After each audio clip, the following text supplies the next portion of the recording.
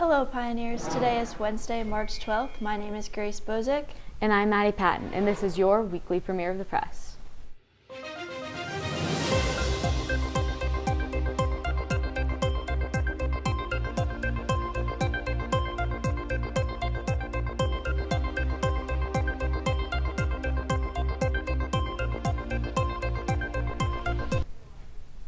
During today's show, we will be taking a look into the Florida governor's signing of the death penalty warrant, the Canadian Liberal Party leadership race, New York's prison guard strike, and the Washington, D.C. Black Lives Matter plaza removal.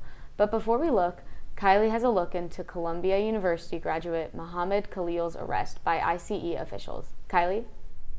Thanks, Maddie. A Columbia University graduate and U.S. green card holder was arrested by Immigration and Customs Enforcement on Saturday night. Mohammed Khalil was told his student visa was being revoked after his significant role in college campus protests in response to the ongoing war between Israel and Hamas. In response to the backlash, Secretary of State Marco Rubio said, quote, "We will be revoking the visas and or green cards of Hamas supporters in America so they can be deported," end quote. Many have come out in support of Khalil, and some have even protested for his release. Khalil's wife, who is 8 months pregnant, has pleaded for his release, saying, quote, "I urge you to see Mohammed through my eyes as a loving husband and the future father to our baby.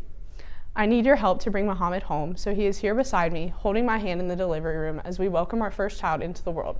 Please release Mohammed now," end quote. Since the incident, a federal judge has temporarily blocked Khalil's deportation. That's all from me. Now back to the desk.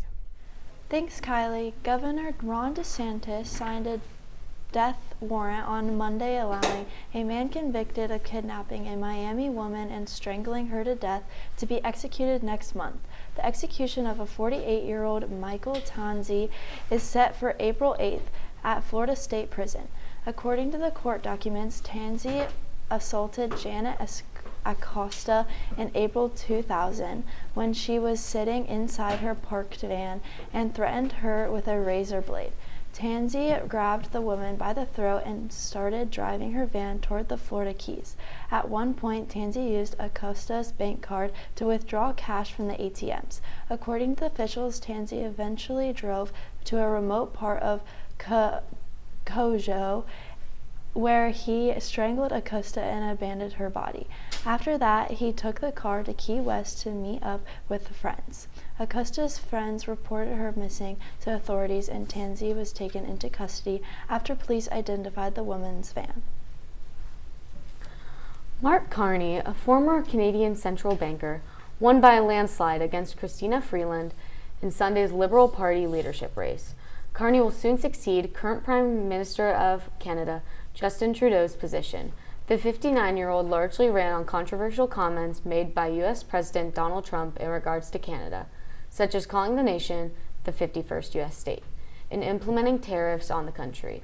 During his acceptance speech, Carney said, "We didn't ask for this fight, but Canadians are always ready to when someone else drops the glove, so the Americans, they should make no mistake, in trade as hockey, Canada will win," end quote.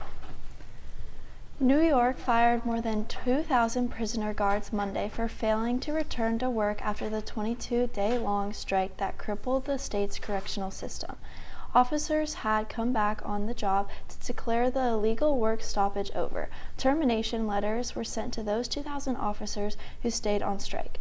Officers and sergeants who did not have pre-approved medical leave and did not return by the morning at 6:45 a.m. deadline have been terminated effective immediately.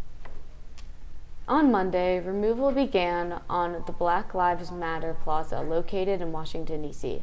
The plaza was originally constructed in 2020 following BLM protests in response to the death of George Floyd, a black man killed by a white Minneapolis police officer in May of 2020.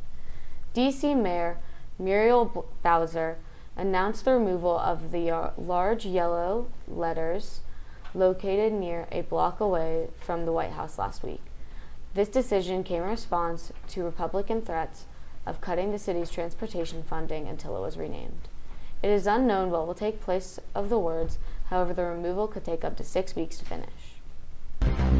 That's all for our show today, Pioneers. As always, thanks for watching. For the